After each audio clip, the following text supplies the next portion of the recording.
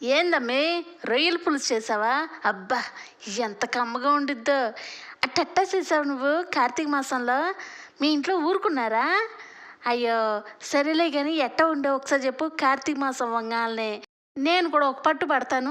ఎట్టా చేసావో వివరంగా నాకు అర్థమయ్యే భాషలో చెప్పమ్మా. అలాగే పిన్ని గారు. ఇలాగా రొయ్యల్ని శుభ్రంగా ఒక 5 సార్లు వాష్ చేసుకొని చక్కగా స్టవ్ అనేది ఆన్ చేసుకొని ఒక కళాయి పెట్టుకొని ఇలా రొయ్యలన్నిటిని వేసుకోండి. సన్నమంటే ఉండాలి సిమ్లో. ఇక రొయ్యల మీద మూత పెట్టుకుంటే ఆ మొక్కలో ఉన్న నీరంతా బయటకు వచ్చింది. ఆ నీరంతా మనకు పోవాలి. ఈ విధంగా నీరంతా ఇంకిన తర్వాత 2 టేబుల్ స్పూన్ ఆయిల్ వేసుకొని ఒక అర టేబుల్ స్పూన్ పసుపు కూడా వేసుకొని 1 నిమిషం వరకు పట్టేలాగా బాగా కలుపుకోండి. ఇలా 1 నిమిషం కలిసిన తర్వాత చక్కగా వేరే ప్లేట్లో తీసేసుకుని రొయ్యలు మొత్తం. ఎందువల్ల అంటే చక్కగా ఇలా నూనెలో వేయించుకుంటేనే రొయ్యలు అనేది మనకి స్మెల్ లేకుండా పర్ఫెక్ట్గా ఉండిద్ది కర్రీ అంతా. సరేనా? మనం హై ఫ్లేమ్లో పెట్టారనుకో మీకు రొయ్యలు అనేది మాడిపోతూ ఉండిద్ది. సగం రొయ్యలే మీకు ఆ కళాయికి అతుకుపోయి ఉంటాయి.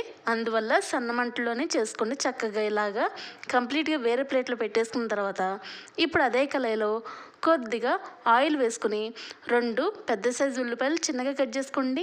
2 నిమిషాలు వేగిన తర్వాత 2 పచ్చిమిరకాయలు కూడా 1 నిమిషం వరకు వేగిన తర్వాత 1 table spoon garam masala paste, 1 table spoon అల్లం వెల్లుల్లి పేస్ట్ మొత్తం వేగేలాగా 2 నిమిషాలు కలుపుకుండేలాగా చక్కగా పచ్చివాసన ఉండకూడదు. 2 నిమిషాల వరకు పట్టిద్ది.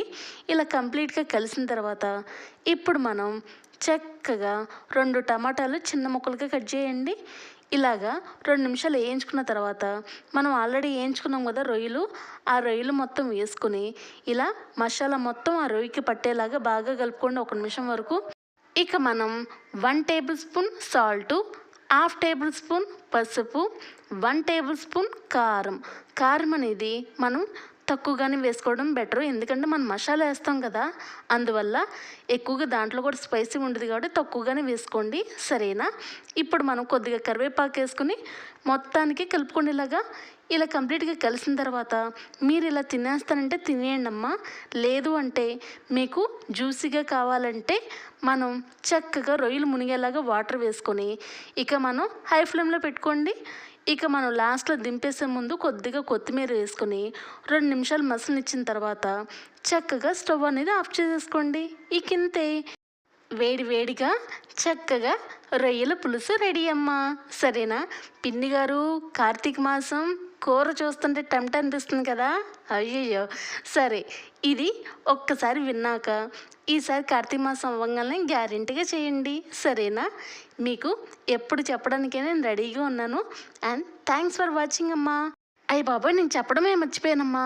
ప్లీజ్ అమ్మా ఒక లైకు, షేరు, సబ్స్క్రైబ్ మరీ చెప్తానే లైక్ కొట్టేసి వెళ్ళండి అమ్మా.